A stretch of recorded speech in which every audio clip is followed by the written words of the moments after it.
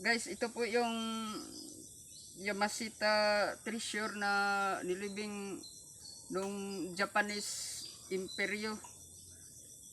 Dito po yun, gamitan na namin ito ng computerized na detector.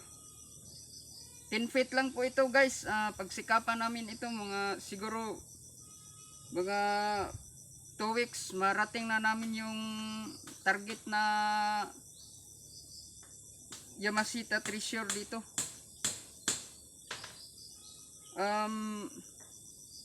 Guys, marami pa kaming i-upload na videos na dapat ninyong malaman, pati yung mga tricks na mga life hacking. So patuloy lang kayong manood guys.